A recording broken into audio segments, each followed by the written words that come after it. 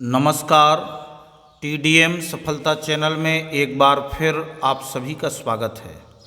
आज हम इस वीडियो के द्वारा कक्षा 10वीं संस्कृत त्रैमासिक परीक्षा 2024-25 तो त्रैमासिक परीक्षा में कक्षा 10वीं संस्कृत का जो पेपर विद्यार्थियों ने दिया है, उस परीक्षा में विद्यार्थियों को प्रश्नों के उत्तर किस तरह से लिखने चाहिए थे, वो आज हम इस वीडियो के द्वारा इस त्रैमासिक परीक्षा के प्रश्न क्रमांक 1 से लेकर के और प्रश्न क्रमांक 23 तक के सभी उत्तरों को आज आप हल करना सीखेंगे कि हमें जो परीक्षा में कॉपी दी जाती है, उस कॉपी में हमें प्रश्नों के उत्तर किस तरह से लिखने चाहिए, वो आप आज इस वीडियो में देखेंगे।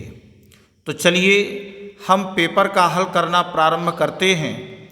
तो सबसे पहले प्रश्न क्रमांक पहला है, उचितम विकल्पम चित्वा लिखत। तो पहला दिया है, प्रश्न है स्त्रीलिंग शब्द रूप न अस्ति। स्त्रीलिंग शब्द रूप नहीं है। रमा ये स्त्रीलिंग है, सीता ये भी स्त्रीलिंग शब्द रूप है, रामः ये स्त्रीलिंग शब्द रूप नहीं है, और बालिका ये स्त्रीलिंग शब्द रूप है। तो इसमें सही उत्तर होगा इसका सा रामः।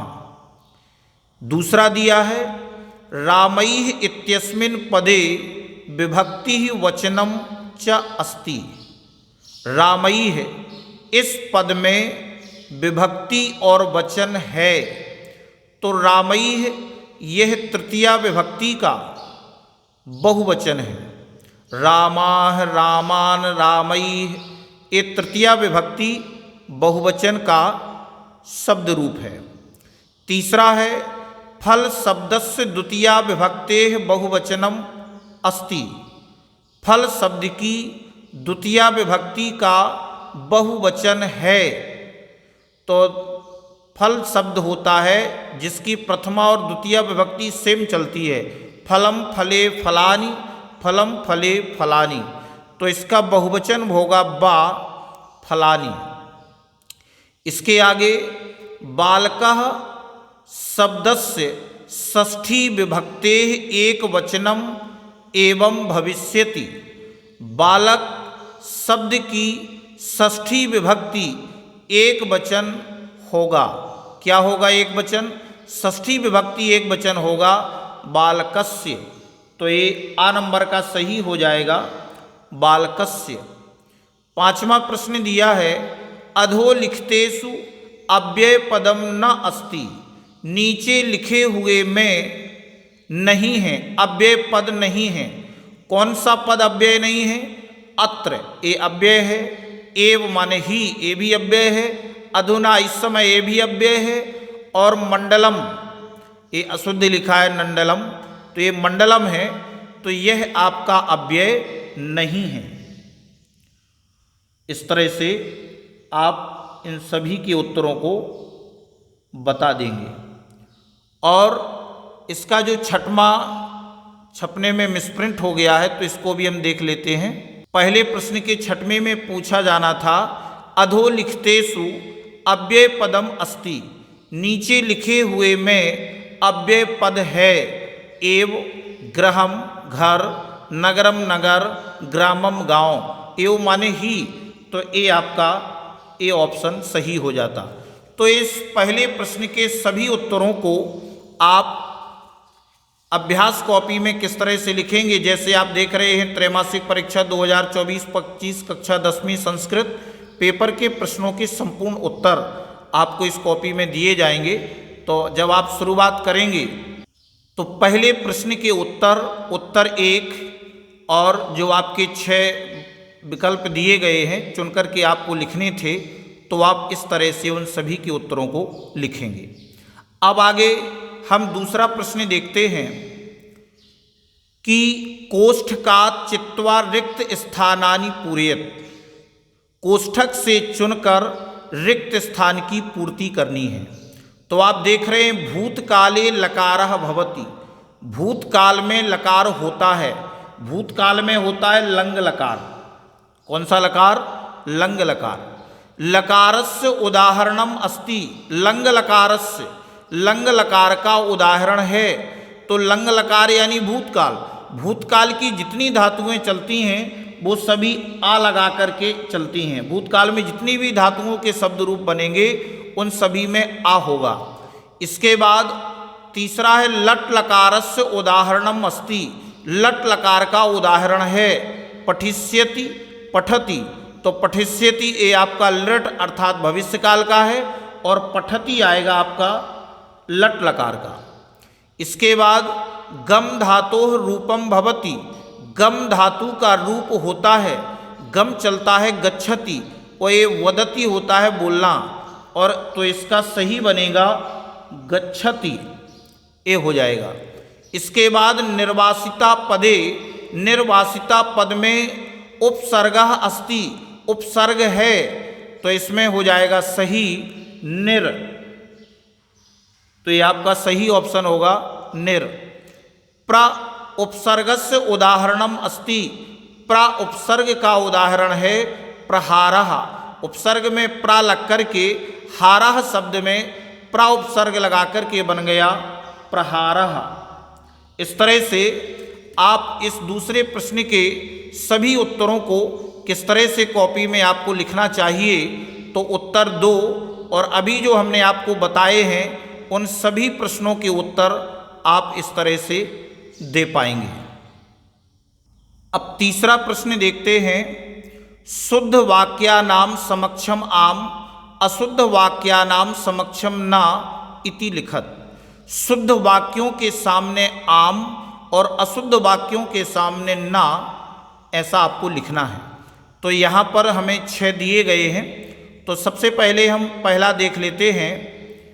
तो पहले में दिया गया है कि सूर्योदय शब्दस्य विच्छेदम सूर्य धन उदय न अस्ति, सूर्योदय शब्द का विच्छेद सूर्य धन उदय नहीं है, जबकि ये सही है, लेकिन उन्होंने कहा है कि न अस्ति नहीं है, तो ये गलत कह रहे हैं, तो हम इसके उत्तर में लिख देंगे ना। इसके बाद दूसरा पूछा गया है कि विद्यालयः इत्यस्मिन् पदे दीर्घ संधि अस्ति, विद्यालय इस पद में दीर्घ संधि है, तो ये वाक्य सही है, तो हम इसमें लिख देंगे आम।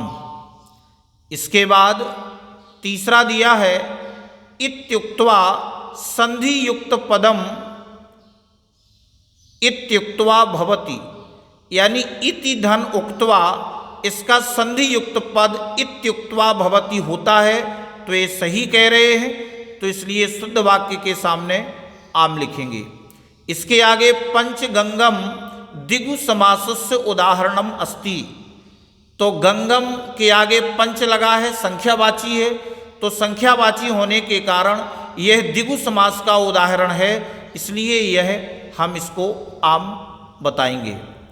और उपगंगम दिगु समासस्य उदाहरणम अस्ति, तो इसमें भी गंगा गंगम के आगे उप लगा है, तो उप जे आपका उपसर्ग है, उप लगा करके, तो यह अव्यय के अंतर्गत आएगा, इसलिए यह द्विगु समास का उदाहरण नहीं है, गलत वाक्य है, इसलिए हम इसमें लिखेंगे ना। और आगे यथाशक्ति अव्ययी भाव समासस्य उदाहरणम अस्ति, यथा ये भी आपका अव्यय है, तो यथाशक्ति शक्ति के अनुसार यह अवयवी भाव समास का उदाहरण है, वाक्य सही है, इसलिए हम इसमें लिखेंगे आम। अब चौथे प्रश्न में हम देखते हैं उच्चतम युग्म मेलनम कुरुत, उचित जोड़ियों का मेल करना है। तो यहाँ पर हमें जो जोड़ी दी गई हैं, इसमें भी हमें पेपर में 5 जोड़ियाँ दी गई हैं और एक इसमें भी मिस है, तो इसमें कौन सी जो नहीं छप पाई है, तो आप इसके उत्तर में आप देख लेंगे और किस तरह से इन जोड़ियों को लिखना है वो आप देखेंगे। क्रीड धन तुमुन, तो आपका बन जाएगा क्रीडितुम, और गम धन त्वा तो ये शब्द बनेगा गत्वा। वृषभा कुत्र पपात, बैल कहाँ गिरा, भूमौ भूमि पर। कुशलभौ कम उपसृत्य प्रणमतः, तो कुश और लव किसके पास आकर प्रणाम करते हैं, रामम, राम को प्रणाम करते हैं। बुद्धिमती कुत्र व्याघ्रम ददर्श, बुद्धिमती ने कहाँ बाघ को देखा, गहन कानने, घने जंगल में। और बालक धन टाप, मिलाकर के टाप प्रत्यय में बालक लग कर के यह शब्द बना बालिका। तो इस तरह से आपको इस चौथे प्रश्न के सही जोड़ियों को कॉपी में इस तरह से लिखना था, और जिस तरह से नंबर डले हुए हैं इस तरह से आपको ये नंबर डालकर के इन जोड़ियों को इस प्रकार से लिखना है।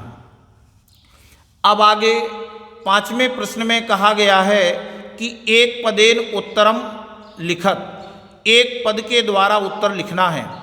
तो प्रश्न दिया गया है और आप इन सभी पांचवें प्रश्न के उत्तरों को किस तरह से लिखेंगे वो आप देखें। सबसे पहले प्रश्न है अति दीर्घः प्रवासः, यानी बड़ा प्रवास पदे विशेष पदम अस्ति। तो इसमें हमें विशेष पद बताना है। मुख्य कौन है, प्रवासः, तो ये आपका विशेष पद होगा। और जननी तुल्य वत्सला पदे विशेषण पदम अस्ति, जननी अर्थात माता है, कैसी, इसकी क्या विशेषता है, तुल्य वत्सला। तो विशेषण यानी इसकी ये विशेषता है। तो पदे विशेषण पदम अस्ति, तो जननी तुल्य वत्सला पद में विशेषण पद है तुल्य वत्सला। और इसके बाद वनम शब्दस्य पर्याय शब्दम अस्ति, वन शब्द का पर्याय शब्द है काननम, जो कि हमें इस पाठ के दौरान जो हमें पाठ के अंतर्गत शब्द दिए रहते हैं हमें उन्हीं शब्दों का ही उपयोग करना है। पत्नी शब्दस्य पर्याय पदम अस्ति, पत्नी शब्द का पर्याय यानी समानार्थी पद है भार्या। और इसके बाद पांचवा है मूर्खा इति पदस्य विलोम पदम लिखत, मूर्खा मूर्ख, इस पद का विलोम पद लिखो। तो इसका विलोम पद हो जाएगा सुधीयः, मूर्खा का विलोम पद बनेगा सुधीयः अर्थात विद्वान। और संपत्तौ शब्दस्य विलोम पदम अस्ति, संपत्ति शब्द का विलोम पद है तो क्या बन जाएगा, विपत्तौ। इस तरह से आपको इस पांचवें प्रश्न के सभी उत्तरों को आपको इस प्रकार से एक एक पद में लिखना था। अब आगे हमें छठवां प्रश्न दिया गया है। प्रश्न छठवां है केन समः बंधुः नास्ति, केन समः बंधुः नास्ति, यानी किसके समान मित्र नहीं है, बंधु नहीं है। तो आप इसका उत्तर लिखेंगे। छठवें प्रश्न का आप उत्तर किस तरह से लिखेंगे वो आप देखें। उद्यमेन समः बंधुः नास्ति, यानी परिश्रम के समान मित्र नहीं है। अब इसके अथवा में भी एक दिया गया है कभी कुत्र संचरणम कर्तुम इच्छति, कर्तुमः इच्छति, यानी कभी कहाँ घूमना चाहता है, कभी कहाँ घूमना चाहता है। तो आप इसके उत्तर में लिखेंगे कभी क्षणम एकांते कांतारे संचरणम कर्तुम इच्छति, अर्थात कभी क्षण भर के लिए एकांत जंगल में भी घूमना चाहता है। इस तरह से आप छठवें प्रश्न के उत्तर को लिखेंगे। सातवां प्रश्न है बुद्धिमती केन उपेता पितुर्गृहम प्रति चलिता, अर्थात बुद्धिमती किसके साथ पिता के घर की ओर चली। तो आप इसका उत्तर लिखेंगे बुद्धिमती पुत्र द्वयोपेता पितुर्गृहम प्रति चलिता, यानी आपको इसमें जो उत्तर लिखना था केन, केन की जगह लिखना था। तो आप सीधा लिखते कि बुद्धिमती पुत्र द्वयो, और उपेता इसमें दिया गया है तो इसमें आपने साथ में लगा दिया बुद्धिमती पुत्र द्वयोपेता पितुर्गृहम प्रति चलिता, अर्थात बुद्धिमती दो पुत्रों के साथ पिता के घर की ओर चली।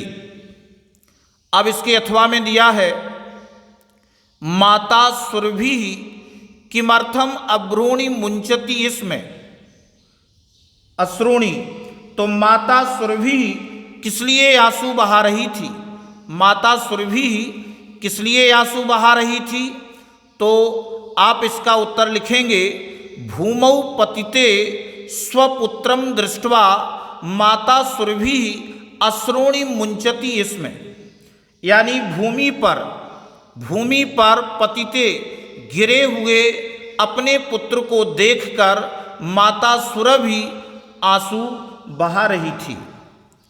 अब आगे 8वां प्रश्न दिया है बाल भावात हिमकरः कुत्र विराजते।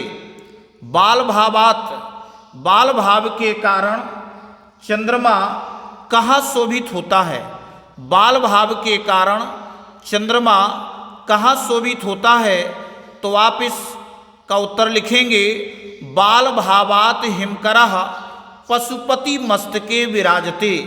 बाल भाव के कारण चंद्रमा शंकर जी के मस्तक पर विराजित है। इसके अथवा में पूछा गया है व्याघ्रः किम विचारे पलायितः, यानी बाघ क्या सोच करके भागा, पलायन किया, तो आप इसका उत्तर लिखेंगे कि व्याघ्र काचित इयम इति विचार्य पलायितः, यानी यह कोई बाघ को मारने वाली है, यह कोई बाघ को मारने वाली है, यह विचार करके भागा।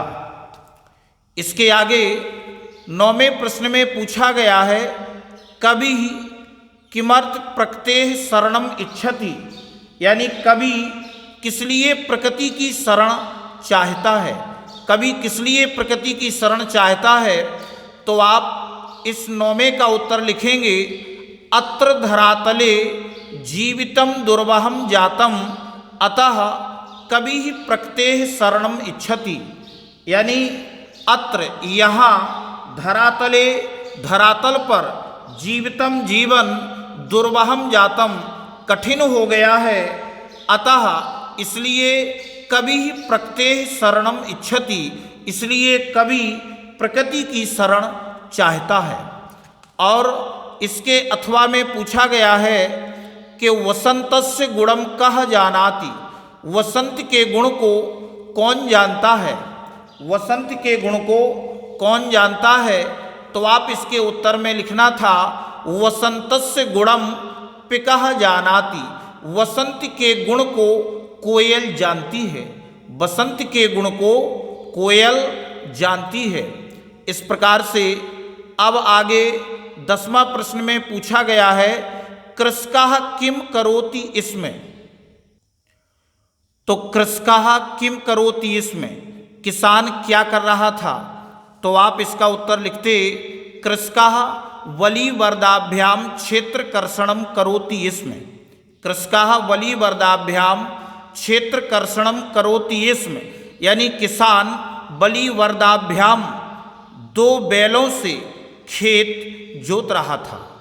और इसके अथवा में पूछा गया है बुद्धिमती केन उपेता पितुर्गृहम प्रति चलता, बुद्धिमती किसके साथ पिता के घर की ओर चली, ये दोबारा आ गया है, तो आप इसका उत्तर वही सेम लिखना था कि बुद्धिमती पुत्रद्वयोपेता पितुर्गृहम प्रति चलिता, बुद्धिमती दोनों पुत्रों के साथ पिता के घर की ओर चली। इसके आगे 11वां प्रश्न है रेखांकित पदम स्वीकृत प्रश्न निर्माणम कुरुत कोपि द्वौ, यानी यहाँ पर हमें 3 दिए गए हैं जिनमें से हमें कोई 2 के उत्तर देना थे। तो सबसे पहले पूछा गया है कि बुद्धिमती चपेटया रेखांकित पदम, तो इसमें जो रेखांकित पद होना था, तो इसमें जो रेखांकित पद था वह था चपेटया, अर्थात बुद्धिमती ने चपेटया थप्पड़ से पुत्रौ दोनों पुत्रों को प्रहृतवती मारा। तो आप जब इसका प्रश्न निर्माण करते तो आप कुछ इस तरह से लिखते कि बुद्धिमती कया पुत्रौ प्रहर्तवती, अर्थात बुद्धिमती ने कया किससे दोनों पुत्रों को मारा, और इसमें प्रश्नवाचक चिन्ह भी लगाना था।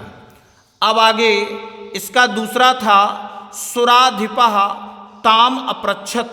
सुराधिपः इंद्र ने ताम उससे अपृच्छत पूछा, तो इंद्र ने उससे पूछा, तो इसका जो रेखांकित शब्द था वह था सुराधिपः, अर्थात यहाँ लिखते आप उत्तर में कह ताम अपृच्छत, कह यानी किसने उससे अपृच्छत पूछा, और इसका प्रश्नवाचक चिन्ह। इस तरह से आपको प्रश्न का निर्माण करना था। और तीसरे इसमें जो तीसरा दिया गया है ये आपका गलत है, और इसकी जगह जो आपका शब्द आना था वो था कि त्वम मानुषात बिभेसी। त्वम अर्थात तुम मानुषात मनुष्य से बिभेसी डरते हो, तो आपको इसका लिखना था तुम किससे डरते हो, यानी तुम कस्मात बिभेसी, तुम किससे डरते हो, और प्रश्नवाचक चिन्ह। इस तरह से ये लगा करके आप इन तीनों के उत्तर इस तरह से दे पाते। आपको केवल 2 ही करने थे, तो इन 3 में से आप केवल 2 के उत्तर देते। 12वें प्रश्न में कहा गया है कि अधोलिखिता नाम वाक्यानि कह कम प्रति कथयति कोपि द्वौ। यहाँ भी 3 दिए गए हैं, तो नीचे लिखे वाक्यों को कह कम प्रति यानी कौन किसके प्रति एक कथन कहता है, किसने कहा है, कोई हमें 2 के उत्तर देना है। तो जैसे पहले नंबर में पूछा गया है सव्यवधानम न चारित्र्य लोपाय, तो इसका अर्थ हो गया सव्यवधानम न चारित्र्य लोपाय, अर्थात रुकावट सहित। सव्यवधानम, व्यवधान माने रुकावट, उससे आगे लगा है, तो रुकावट सहित नहीं चारित्र लोपाय, चरित्र की हानि नहीं होगी। रुकावट सहित चरित्र की हानि नहीं होगी, तो ये किसने कहा था? ये आपके राम ने कहा था कुशलभौ, यानी राम ने कुश और लब से एक कथन बोला था।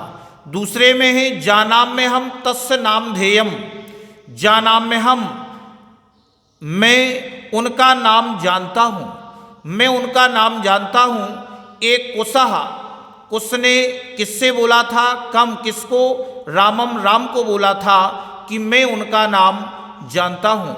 और तीसरे में कहा गया है तस्व द्वे नामनी, तस्य द्वे नामनी, उनके 2 नाम हैं, उनके 2 नाम हैं। ए लवह ने, लब ने किसके प्रति कहा था? विदूषकम प्रति, यानी विदूषक के प्रति कहा था तस्य द्वे नामनी, उनके 2 नाम हैं। और 13वें प्रश्न में प्रश्न पत्रे समागतान श्लोकान विहाय स्वपाठ्य पुस्तकात सुभाषितम एकम लिखत। प्रश्न पत्र में समागतान आए हुए श्लोकान विहाय, श्लोकों को छोड़कर, प्रश्न पत्र में आए हुए श्लोकों को छोड़कर स्वपाठ्य पुस्तकात, अपनी पाठ्य पुस्तक से सुभाषित एकम लिखत, सुभाषित एक श्लोक हमें लिखना है। तो आप सुभाषतानी के पाठ का कोई भी श्लोक लिख सकते थे, जिस प्रकार से हमने लिखा है आलस्यम हि मनुष्याणाम शरीरस्थो महान रिपुः नास्ति उद्यम समो बंधो कृत्वायम नावसीदति। इस तरह से आप कोई भी श्लोक लिख सकते थे उत्तर नंबर 13 में। तो अब आगे 14वां प्रश्न देखेंगे। अधोलिखितेषु अशुद्ध वाक्येषु शुद्धिम कुरुत। नीचे लिखे अशुद्ध वाक्यों को शुद्ध करना है। कोपि द्वौ, 3 दिए गए हैं, हमें 2 वाक्यों को शुद्ध करना है। तो लिखा है, पहला है रामम नमः। तो देखो नमः जब भी किसी शब्द में आता है तो नमः की योग में हम चतुर्थी विभक्ति का उपयोग करते हैं। तो रामम, ये आपका द्वितीय है, रामः रामम, तो इसमें चतुर्थी विभक्ति का हम उपयोग करेंगे तो ये वाक्य शुद्ध हो जाएगा रामाय नमः, राम के लिए नमस्कार। इसके बाद दूसरा है बालकः विद्यालयात् गृहं गच्छन्ति। बालकः ये आपका प्रथम पुरुष एक वचन है और क्रिया प्रथम पुरुष बहुवचन की लगी है, तो यहाँ हम प्रथम पुरुष एक वचन की लगाएंगे। बालकः विद्यालयात् गृहं गच्छति, बालक विद्यालय से घर को जाता है, तो बालकः विद्यालयात् गृहं गच्छति। और या अगर हम इसको यही रखते हैं तो आप यहाँ बहुवचन कर सकते थे, बालकाः विद्यालयात् गृहं गच्छन्ति, यानी बहुत से बालक विद्यालय से घर जाते हैं।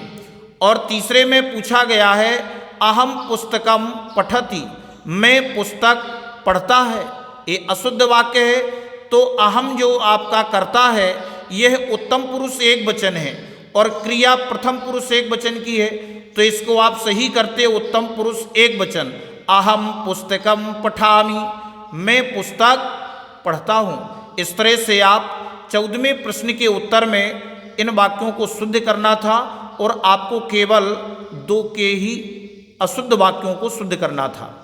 अब आगे 15वां प्रश्न देखते हैं। पाठगत शब्दैः रिक्त स्थान पूर्तिम कुरुत। पाठगत शब्दों के द्वारा रिक्त स्थान की पूर्ति करना है। कोपि चत्वारः, तो इसमें वो शब्द हमें नहीं दिए गए हैं, नहीं छप पाए हैं, तो वो कौन कौन से शब्द थे अब आप वो इसमें देख लेंगे कि इसमें जो शब्द आने थे एव, सदा, भृशम, महावृक्षः, शत्रुः और गुणम। तो यहाँ पर जो खाली स्थान दिए गए हैं उन खाली स्थानों में वो शब्द आपको इस तरह से भरने थे। गुणी गुणम जानाति, यानी गुणवान गुणों को जानता है। सेवितव्यो महावृक्षः फलच्छाया समन्वितः, और क्रोधो ही शत्रु प्रथमो, क्रोध ही प्रथम शत्रु होता है। इदानीम वायुमंडलम भृशम प्रदूषितमस्ति, इस समय वायुमंडल अत्यधिक प्रदूषित है। पर्यावरणस्य संरक्षणम एव प्रकृतेः आराधना, पर्यावरण का संरक्षण ही प्रकृति की आराधना है। और समयस्य सदुपयोगः करणीयः, सदा समयस्य, हमेशा सदा समय का सदुपयोग करना चाहिए। इस तरह से 15वें प्रश्न के खाली स्थानों को भरना था। तो अब आगे आप 16वां देखेंगे कि 16वें प्रश्न में कहा गया है कि प्रदत्त वाक्यैः घटनाक्रमानुसारम लिखत। प्रदत्त वाक्यैः, दिए गए वाक्यों के द्वारा घटनाक्रम के अनुसार हमें इन वाक्यों को लिखना है। 4 वाक्य दिए गए हैं, तो इन चारों वाक्यों को आपको किस प्रकार से लिखना था वो आप उत्तर में देखें कि आपको इस तरह से इन चारों वाक्यों को लिखना था। पहले वाक्य में आपका तीसरे नंबर का आना था कि जम्बुक कृतोत्साहः व्याघ्रः पुनः काननम आगच्छत, यानी गीदड़ के द्वारा, जम्बुक कृतोत्साहः, गीदड़ के द्वारा उत्साहित किया हुआ बाघ पुनः वापिस काननम आगच्छत, वन में आता है। फिर प्रत्युत्पन्नमति सा सृगालम आक्षपंती उवाच, प्रत्युत्पन्नमति अर्थात तीक्ष्ण बुद्धि वाली सा वह महिला सृगालम आक्षपंती उवाच, गीदड़ को आक्षेप करती हुई बोली। और इसके बाद तीसरे नंबर में दूसरा पॉइंट आना था, त्वम व्याघ्रत्रयम आनेतुम प्रतिज्ञाय एकमेव आनीतवान, यानी तुम व्याघ्रत्रयम 3 बाघ लाने की प्रतिज्ञा करके गए थे और अभी एक ही ला रहे हो, एक में एक ही ला रहे हो। और चौथे नंबर में पहला वाक्य आना था, गलबद्ध सृगालकः व्याघ्रः पुनः पलायितः। गलबद्ध सृगालकः यानी वह बाघ, गले में बंधा हुआ गीदड़, गलबद्ध सृगालकः यानी बाघ के गले में बंधा हुआ गीदड़, व्याघ्रः बाघ, पुनः पलायितः यानी फिर से भाग जाता है। इस तरह से आपको ये क्रम संयोजन आपको इस प्रकार से लिखना था। 17वें प्रश्न में पूछा गया है निर्देशानुसारम वाच्य परिवर्तनम कुरुत। निर्देश के अनुसार वाच्य परिवर्तन करना है कोई दो, तो आप किस तरह से वाच्य परिवर्तन करते। और यहाँ पर जो दिए गए हैं कि मया विद्यालयम गम्यते, इसको हमें कर्तवाच्य बनाना था, तो आप किस तरह से बनाते। अहम विद्यालयम गच्छति, चूंकि मया अहम माम मया ये तृतीया विभक्ति का है, तो कर्तवाच्य में कर्ता प्रथम विभक्ति का होता है अहम विद्यालयम गच्छति। तो इन सभी वाक्यों को अभी केवल उत्तर देख लें कि किस प्रकार से हल करना है। इसकी हम अलग से एक वीडियो बनाएंगे वाच्य परिवर्तन की, तो उसमें आप विस्तार से समझ सकते हैं। इसके बाद दूसरा वाक्य था बालिका फलम खादति, इसको हमें कर्मवाच्य में बदलना था, तो जे बनता बालिकया फलम खाद्यते, बालिका के द्वारा फल खाया जाता है। इसके बाद मोहनः पुस्तकम पठति, इसको कर्मवाच्य बनाना है, तो ये इसका कर्ता तृतीया विभक्ति में बनता मोहनेन पुस्तकम पठ्यते, मोहन के द्वारा पुस्तक पढ़ी जाती है। इस तरह से आपको ये वाच्य परिवर्तन करने थे। अब आगे 18वां प्रश्न देखेंगे। अधोलिखितम गद्यांशम पठित्वा प्रश्नानाम उत्तराणि संस्कृत भाषायाम लिखत, नीचे लिखे गद्यांश को पढ़कर प्रश्नों के उत्तर संस्कृत भाषा में लिखो। तो यहाँ पर हमें एक गद्यांश दिया गया है और इसके पहले प्रश्न में पूछा गया है कि कृषकाः काभ्याम क्षेत्र कर्षणम कुर्वन्नासीत्, यानी किसान, कृषकाः किसान काभ्याम किससे क्षेत्र कर्षणम कुर्वन्नासीत् खेतों की जुताई कर रहा था। तो किससे, तो आपको यानी काभ्याम यानी केवल इसकी जगह आपको उत्तर लिखना था काभ्याम यानी किससे, तो आपको उत्तर में लिखना था कि कृषकाः वलिवर्दाभ्याम क्षेत्र कर्षणम कुर्वन्नासीत्, यानी किसान 2 बैलों से खेत की जुताई कर रहा था। अब बा में पूछा गया है कि सह ऋषभः कथम क्षेत्रे पपात, इसमें अशुद्ध लिखा हुआ है, यानी कि वह बैल वो क्षेत्रे सह ऋषभः क्षेत्रे पपात, वह बैल खेत में कैसे गिरा। तो आपको इसमें उत्तर लिखना था कि सह ऋषभः हल मूढ़वा गंतुम सशक्तः क्षेत्रे पपात, यानी आपको यहाँ से लिखना था तो सह ऋषभः यानी वह बैल हल मूढ़वा हल उठाकर गंतुम शक्तः चलने में असमर्थ होकर क्षेत्रे पपात यानी खेत में गिर गया। और इसके बाद तीसरे में पूछा गया है गंतुम इति पदे कः प्रत्ययः अठित, तो अशुद्ध लिखा हुआ है इसमें, तो आप इसका उत्तर बताते कि गंतुम इस पद में कौन सा प्रत्यय है। तो आप इसके उत्तर में लिखना था कि गंतुम इति पदे, गंतुम इस पद में तुमुन प्रत्ययः अस्ति, तुमुन प्रत्यय है। और इसके अथवा में भी एक गद्यांश हमें दिया गया है और इसमें जो प्रश्न पूछे गए हैं उसको आपको किस तरह से उत्तर लिखने थे वो आप देखें। यानी इसमें पूछा गया है कि सह कथम भारम उद्वहति, वह कैसे भार को उठाता है, वह कैसे भार को उठाता है। तो इसके अथवा में जो पूछा गया है तो आपको उत्तर लिखना था सह कृच्छ्रेण भारम उद्वहति, यानी वह कृच्छ्रेण कठिनाई से भार को उठाता है, कठिनाई से भार उठाता है। और इसके बाद दूसरे में पूछा गया है कि इतरमेव इतरम एव धुरम बोढ़ुम कह न शक्नोति, यानी इतरमेव वह यानी ज्यादा भार ढोने में कौन समर्थ नहीं था। इतरम मेव धुरम, ज्यादा भार ढोने में कौन समर्थ नहीं था। तो आपको इसमें उत्तर लिखना था, केवल आपको कह की जगह उत्तर लिखना है कि कौन समर्थ नहीं था। तो आप इसमें भी देख रहे थे कि इसमें दिया गया है कि सह, यानी ढोर इतरमेव बोधुम सह, सह अर्थात वह कौन था, वह बैल। यानी इतरमेव धुरम बोधुम वृषभः न शक्नोति, यानी अधिक भार ढोने में वह बैल समर्थ नहीं था।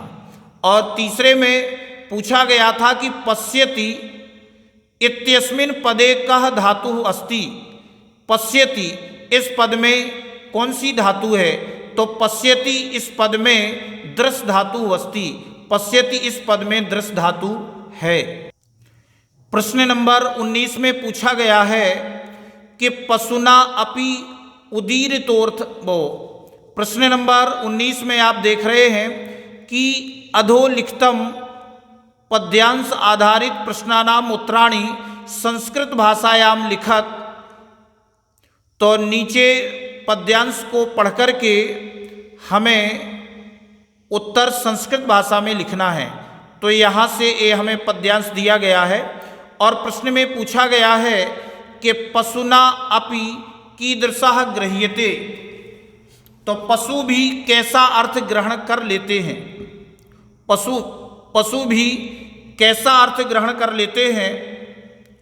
तो आपको केवल उत्तर लिखना था कीदृशः की जगह कि पशुना अपि उदीरितोर्था गृह्यते, यानी पशु भी कहे हुए अर्थ को ग्रहण कर लेते हैं। और दूसरे में कहा गया है बुद्धयः कीदृशः भवन्ति, यानी बुद्धिमान कैसे होते हैं।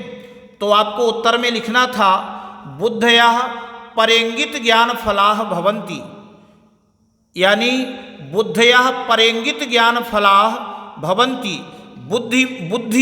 बुद्धयः बुद्धि दूसरों के संकेत जन्य ज्ञान रूपी फल देने वाली होती है। बुद्धि दूसरों के संकेत जन्य ज्ञान रूपी फल देने वाली होती है। और इसके तीसरे में पूछा गया है पशुनापि पदे संधि अस्ति। पशुनापि पद में संधि है। तो पशुनापि पद में जो संधि होगी, पशुनापि पदे दीर्घ संधि अस्ति। पशुनापि यानी पशुना धन अपि पद में दीर्घ संधि है। अब आगे 20वें प्रश्न में इसी का अथवा भी अभी है, ये श्लोक दिया गया है और इसमें कहा गया है कि अंतिमे पद्यांशे कवेह का कामना अस्ति। अंतिम पद्यांश में कवि की क्या कामना है। तो अंतिम पद्यांश में कवि की क्या कामना कही गई है। तो आप इसका उत्तर देखेंगे कि अंत में पद्यांशे कवि ही मानवेभ्यः सुखद जीवनम काम्यते।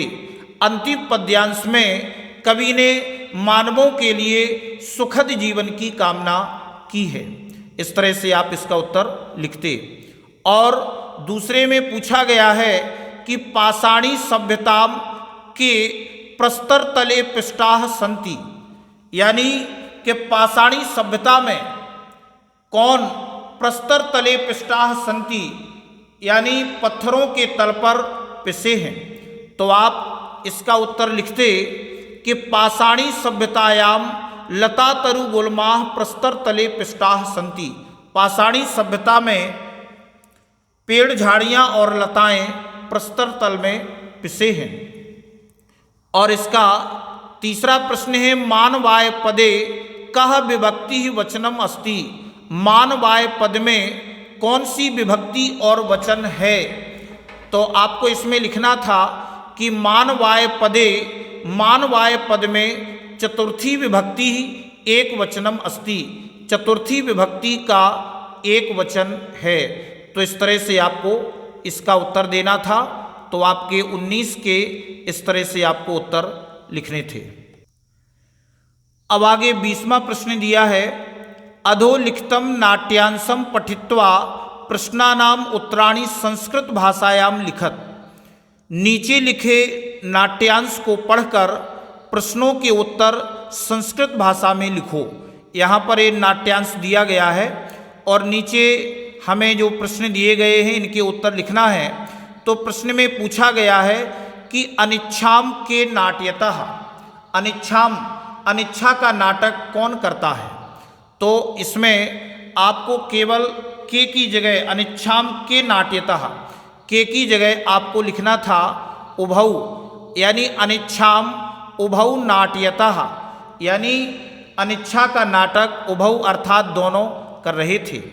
और दूसरे प्रश्न में है लालनीयः वयोनुरोधात् कः भवति, यानी लालनीय छोटी उम्र के कारण कौन होता है। लालनीय छोटी उम्र के कारण कौन होता है, तो आपको केवल कह की जगह उत्तर लिखना था लालनीयः वयोनुरोधात् शिशुजनः भवति, यानी लालनीय छोटी उम्र के कारण केवल बालक होता है। शिशुजनः, शिशु यानी बालक होता है। और तीसरे में कहा गया है हिमकरः बाल भावात् कुत्र विराजते, चंद्रमा बाल भाव के कारण कहाँ विराजित है। तो हिमकरः बाल भावात् पशुपति मस्तके विराजते, चंद्रमा बाल भाव के कारण से शंकर जी के मस्तक पर विराजित है। इसके अथवा में भी एक हमें नाट्यांश दिया गया है और इसके प्रश्न में पूछा गया है कि निरनुक्रोश इति कः एवं भणति इति कः वदति। तो ये जो कहा गया है कि निर्दयी ऐसा कौन कहता है, निरनुक्रोश निर्दयी ऐसा कौन कहता है, कह वदति ये किसने बोला। तो आप इसके उत्तर में आपको लिखना था निरनुक्रोश इति का एवं भणति, यानी निर्दयी ऐसा कौन कहता है, इति अम्बा वदति ऐसा अम्बा बोलती है। और इसके बाद दूसरे में है किम कुपिता एवं भणति उत प्रतिष्ठा अस्मात् वाक्यात् हर्षिता इति पदस्थ विपरीतार्थक पदम अस्ति। किम कुपिता एवं भणति, क्या क्रोधित होकर ऐसा कहती है। किम कुपिता, क्या क्रोधित होकर ऐसा कहती है। या उत प्राकृतिस्था, यानी स्वाभाविक रूप से अस्मात् वाक्यात् इस वाक्य से हर्षिता इति पदस्य विपरीतार्थक पदम अस्ति, हर्षिता इस पद का विपरीतार्थक पद है। तो आपको इसके उत्तर में आपको लिखना था कि किम कुपिता एवं भणति उत प्रतिष्ठा अस्मात् वाक्यात् हर्षिता इति पदस्य विपरीतार्थक पदम कुपिता अस्ति, यानी हर्षिता इस पद का विपरीतार्थक पद कुपिता है। और इसके तीसरे में पूछा गया है कि पृच्छामि पदे पुरुषम वचनम च अस्ति, पृच्छामि पद में पुरुष और वचन है। तो आपको उत्तर लिखना था पृच्छामि पदे उत्तम पुरुषः एक वचनम च अस्ति, पृच्छामि पद में उत्तम पुरुष और एक वचन है। इस तरह से आपको इस प्रश्न का उत्तर देना था। जैसा कि आप देख पा रहे हैं ये 20वें प्रश्न के उत्तरों को आपको इस प्रकार से निर्देश के अनुसार करने थे। अब आगे 21वें प्रश्न में कहा गया है कि अधोलिखितम वांछित गद्यांश पठित्वा प्रश्नानाम उत्तराणि संस्कृते नैव लिखित। तो नीचे लिखे अपठित गद्यांश को पढ़कर प्रश्नों के उत्तर संस्कृत में लिखना है। यहाँ पर हमें अपठित गद्यांश दिया गया है और नीचे ये प्रश्न दिए गए हैं। तो प्रश्न पहला है सह वेद शास्त्रज्ञः कः आसीत्, यानी वह वेद शास्त्रों का ज्ञाता कौन था। तो आपको केवल कह की जगह उत्तर लिखना था कि कुंडलः वेद शास्त्रज्ञः आसीत्, कुंडल वेद शास्त्रों का ज्ञाता था। दूसरा प्रश्न है कुंडल पुत्रस्य किम नाम अस्ति, कुंडल के पुत्र का क्या नाम है। तो आपको उत्तर लिखना था किम की जगह क्या नाम है। तो कुंडल पुत्रस्य सुकर्मा नाम अस्ति, कुंडल के पुत्र का सुकर्मा नाम है। तीसरा है महान पितृभक्तः कः आसीत्, महान पितृभक्त कौन था। तो आपको बताना था कि महान पितृभक्तः सुकर्मा आसीत्, महान पितृभक्त सुकर्मा था। और चौथे में पूछा गया है सुकर्मा किम वचनम अव्यवधानेन पालयति, इसमें सुकर्मा के कौन से वचन व्यवधान बिना व्यवधान के पालन करता था। तो सुकर्मा मातृदेवो भव पितृदेवो भव इति वचनम अव्यवधानेन न पालयति, इसमें। तो इस प्रकार से आपको 21वें प्रश्न के सभी उत्तरों को आपको इस प्रकार से लिखना था। अब आगे जो दिया गया है 22वां प्रश्न, स्वप्राचार्यस्य कृते अवकाशार्थम प्रार्थना पत्रम लिखत, अपने प्राचार्य के लिए अपने प्राचार्य को अवकाश के लिए प्रार्थना पत्र लिखो। तो 22वें प्रश्न के उत्तर में आप लिखेंगे सेवायाम, सेवा में श्रीमान प्राचार्य महोदय, और सेवा में श्रीमान प्राचार्य महोदय, और विद्यालय का नाम लिखेंगे आप जिस विद्यालय से होंगे। जिस तरह से यहाँ लिखा है PM श्री शासकीय उच्चतर माध्यमिक विद्यालय घूरा, तो आपका जो विद्यालय होगा आप अपने विद्यालय का यहाँ पर नाम लिखेंगे। जिला छतरपुर मध्य प्रदेश आपका जो जिला होगा, और जिस प्रदेश के होंगे वो आप यहाँ पर लिखेंगे। इसके बाद विषय दिनद्वयस्य अवकाशार्थम प्रार्थना पत्रम, यानी 2 दिन के अवकाश के लिए प्रार्थना पत्र। महोदय सविनयम निवेदनम अस्ति, सविनय निवेदन है यत् कि अहम 10वीं कक्षायाः छात्रः अस्मि, मैं 10वीं कक्षा का छात्र हूँ। अहम ज्वर पीड़ितः अस्मि, मैं ज्वर से पीड़ित हूँ, बुखार से पीड़ित हूँ। अतः विद्यालयम आगंतुम असमर्थः अस्मि, इसलिए विद्यालय आने में असमर्थ हूँ। कृपया दिनद्वयस्य अवकाशम स्वीकुर्वन्तु, कृपया 2 दिन के अवकाश को स्वीकार करो। सधन्यवादम, धन्यवाद के साथ। भवताम आज्ञाकारी शिष्यः, आपका आज्ञाकारी शिष्य गोपालः। अगर प्रश्न में नाम दिया है तो आप उस नाम को लिखें, और अगर प्रश्न में नाम नहीं दिया है तो आप अपना नाम या आपको जो नाम अच्छा लगे वो आप यहाँ पर नाम दे सकते हैं। तो इस तरह से आप इस अवकाश के लिए प्रार्थना पत्र को आप इस प्रकार से लिख पाएँ, जैसा कि आप देख पा रहे हैं। अब इसके अथवा में पूछा गया है पितरम प्रति परीक्षायाः परिणाम सूचकम पत्रम लिखत। पितरम प्रति, पिता के प्रति परीक्षा का परिणाम सूचक पत्र लिखो। तो आप पिता के प्रति परीक्षा का परिणाम सूचक पत्र किस तरह से लिखेंगे वो आप देखें। सबसे पहले आप जहाँ पर रहते हैं तो कोई भी आप नाम दे सकते हैं। जैसे यहाँ लिखा गया है विवेकानंद छात्रावासतः, विवेकानंद छात्रावास से, तह माने से, भोपाल नगरता, भोपाल नगर से, और जिस दिनांक को आप लिखेंगे वह दिनांक डाल देंगे 22/9/2024। जिस तारीख को भी आप लिखें।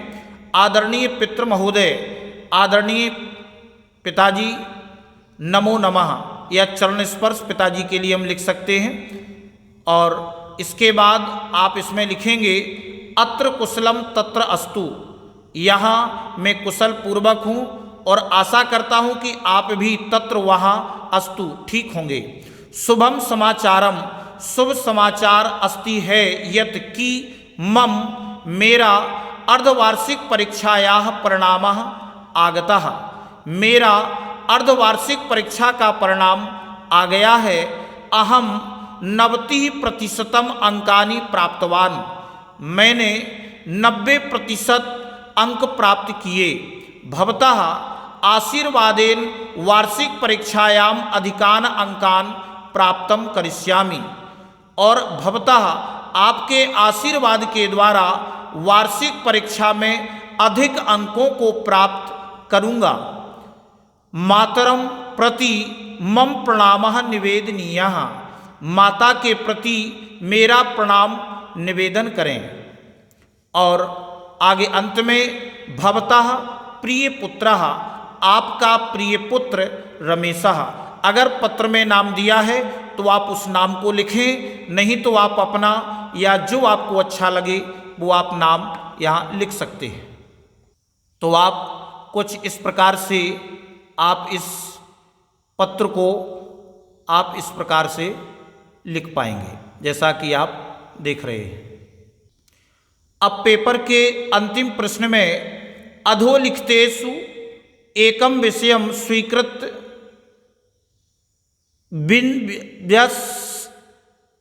सत्शब्देषु संस्कृत भाषायाम निबंधम लिखत।